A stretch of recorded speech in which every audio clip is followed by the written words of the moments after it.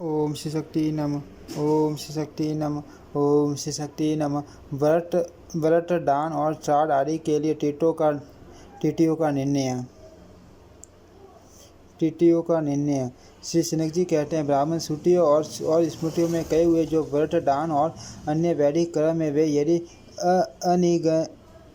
अनिर्णित अनिश्चित तिथियों में किए जाए तो उनका कोई फल नहीं होता। एकादशी, अष्टमी, षष्ठी, पूर्णिमा, चतुर्दशी, अमावस्या और तृतीया ये पर तिथि से वीर्ययुक्त होने पर उपवास और व्रत आदि में श्रेष्ठ मानी जाती हैं। पूर्व तिथि से संयुक्त होने पर यह व्रत आदि में ग्रह नहीं होती। कोई आचार्य कृष्णा पक्ष में सप्तमी, चतुर्दशी, तृतीया और नवमी को पूर्व तिथि से भिन्न होने पर भी श्रेष्ठ कहते हैं, परंतु संपूर्ण व्रत आदि में शुक्ल पक्ष ही उत्तम माना गया है और अपराध की अपेक्षा पूर्वा को व्रत में ग्रहण करने योग्य काल बताया गया है, क्योंकि वह उससे अत्यंत श्रेष्ठ है। रात्रि व्रत में सदा वही तिथि ग्रहण करनी चाहिए जो प्रदोष काल तक मौजूद रहे। दिन के व्रत में दिव्य पापिनी तिथियाई व्रतादि क्रम करने के लिए पवित्र मानी गई हैं। इसी प्रकार रात्रि व्रतों में तिथियों के साथ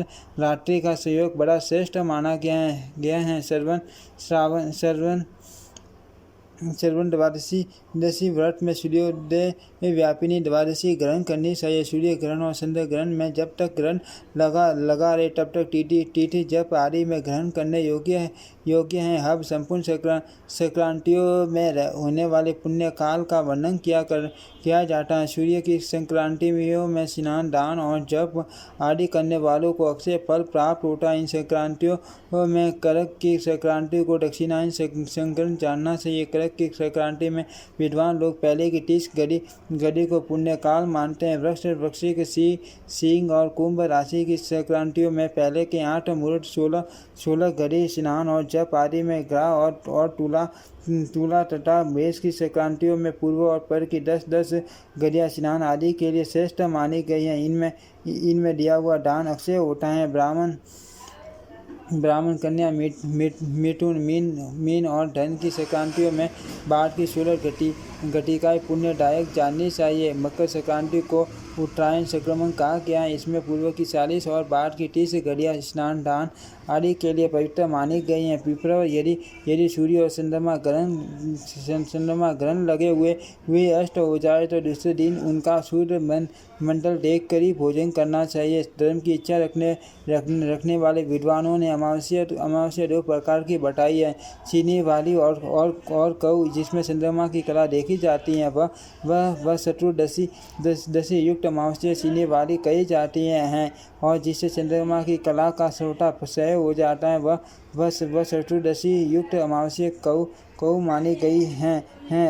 अग्निहोत्री द्विजों को श्राद्ध क्रम में चीनी वाली अमावस्या को ही ग्रहण करना चाहिए तथा स्त्रियों शूद्र और अग्नि रहित द्विजों को कुएं में श्राद्ध करना चाहिए। यदि अमावस्या तिथि अपराह काल में व्याप्त हो तो सह मृत्यु क्रम में पूर्व तिथि और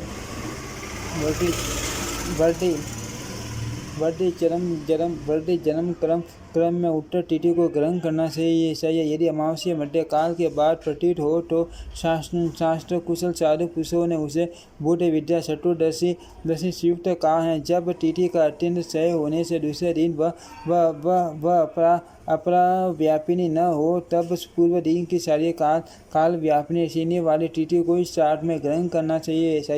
यदि तिथि की अति से वृद्धि होने पर वह दूसरे दिन अपराह्न काल तक चली गई हो तो चतुर्दशी विद्वान अमावस्या को त्याग दे और कौओं को ही श्राद्ध क्रम में ग्रहण करे।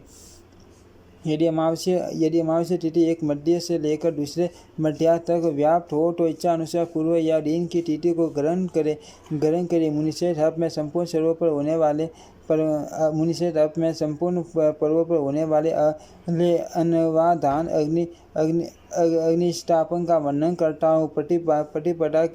प्रतिपदा के दिन याग करना चाहिए। पर्व के अंतिम चतुर्यास और प्रतिपदा के प्रथम 3 अंश को मनीषी पुरुषों ने याग का समय बताए हैं। याग का आरंभ प्राप्त काल करना चाहिए। विप्र, यदि अमावस्या और पूर्णिमा दोनों मध्य काल में व्याप्त हो तो दूसरे ही दिन याग का मुख्य काल नियत किया जाता है। यदि अमावस्या और पूर्णिमा दूसरे दिन संग काल प्राप्त काल से 6 घड़ी के बाद हो तो दूसरे ही दिन पुण्य काल होता है। तिथि क्षय में भी ऐसी व्यवस्था जानी चाहिए। सभी लोगों को दशमी रहित एकादशी तिथि व्रत में ग्रहण करनी चाहिए। दशमी युक्त एकादशी 3 कर्मों के कमाए हुए पुण्य का नाश कर देती है। यदि एकादशी द्वादशी में एक कला भी प्रतीत हो और संपूर्ण दिन द्वादशी हो और द्वादशी भी त्रयोदशी में मिली हुई हो तो दूसरे दिन की तिथि द्वादशी उत्तम मानी गई है। यदि संपूर्ण दिन शुद्ध एकादशी हो और द्वादशी में भी उसका सुयोग प्राप्त होता हो तथा रात्रि के अंत में त्रयोदशी आ जाए तो उस विषय में निर्णय बतलाता हूँ। पहले दिन की एकादशी ग्रस्तों को करनी चाहिए और दूसरे दिन विरक्तों को। यदि कला बार भी द्वादशी न रहने से पारना का अवसर न मिलता हो तो उस दशा में दशमी विद्या एकादशी को भी उपवास व्रत करना चाहिए। यदि शुक्ल या कृष्ण पक्ष में 2 एकादशियाँ हो तो पहली गृहस्था के लिए और दूसरी विरक्त यतियों के लिए ग्रह मानी गई है। यदि दिन पर दशमी युक्त एकादशी हो और दिन की समाप्ति के समय द्वादशी में भी कुछ एकादशी हो तो सबके लिए दूसरे ही दिन द्वादशी व्रत बताया गया है। यदि दूसरे दिन द्वादशी न हो तो पहले दिन की दशमी विद्या एकादशी भी व्रत में ग्रह है और यदि दूसरे दिन द्वादशी है तो पहले दिन की दशमी विद्या एकादशी भी निषिद्ध ही है। इसीलिए ऐसी परिस्थिति में द्वादशी का व्रत करना चाहिए। यदि एक ही दिन एकादशी द्वादशी तथा रात के अंतिम भाग में त्रयोदशी भी आ जाए तो त्रयोदशी में पारना करने पर 12 द्वादशियों का पुण्य होता है। यदि द्वादशी के दिन कला मात्र ही एकादशी हो और त्रयोदशी में द्वादशी का योग हो या न हो तो ग्रस्तों के पहले दिन की विरक्त एकादशी भी व्रत में ग्रहण करनी चाहिए और विरक्त साधुओं तथा विधवाओं को दूसरे दिन की तिथि द्वादशी स्वीकार करनी चाहिए। यदि पूरे दिन भर सूर्य एकादशी हो, द्वादशी में उसका तनिक भी योग न हो तथा द्वादशी त्रयोदशी में संयुक्त हो तो वहाँ कैसे व्रत करना चाहिए? इसका उत्तर देते हैं। ग्रस्तों के पूर्व की एकादशी तिथि में व्रती रहना चाहिए और विरक्त साधुओं को दूसरे दिन द्वादशी तिथि में कोई विद्वान ऐसा कहते हैं कि जब लोगों को दूसरे दिन की तिथि में ही भक्तिपूर्वक उपवास करना चाहिए। जब एकादशी दशमी से सिद्ध हो द्वादशी में उसकी प्रतीति न हो और द्वादशी त्रयोदशी से संयुक्त हो तो उस दशा में सबको शुद्ध द्वादशी तिथि में उपवास करना चाहिए। इसमें संशय नहीं है। कुछ लोग पूर्व तिथि में व्रत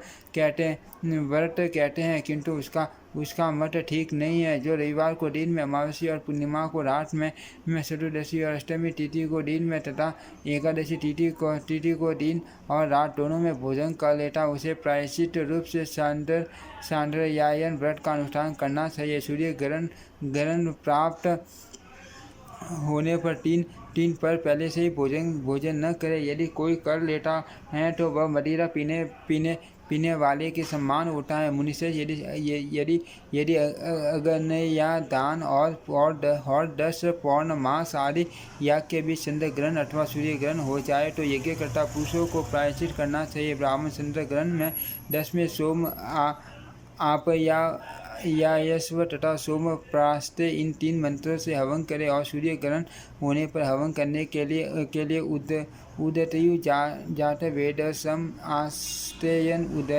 उदयम तत्सम ये 3 मंत्र बताए गए हैं। जो पंडित इस प्रकार स्मृति मार्ग से तिथि का निर्णय करके व्रत आदि करता है उसे अक्षय फल प्राप्त होता है। वेद में जिसका प्रतिपादन किया गया है वह धर्म है। धर्म में भगवान विष्णु संतुष्ट होते हैं। अर्थ धर्मपरायण मुनि से भगवान विष्णु के परम धाम में जाते हैं। जो धर्माचरण करना चाहते हैं वे साक्षात भगवान कृष्ण के स्वरूप में अर्थ संसार रूपी रोग उन्हें कोई बाधा नहीं पहुंचाता। ओम श्री शक्ति नमः। ओम श्री शक्ति नमः। ओम श्री शक्ति नमः।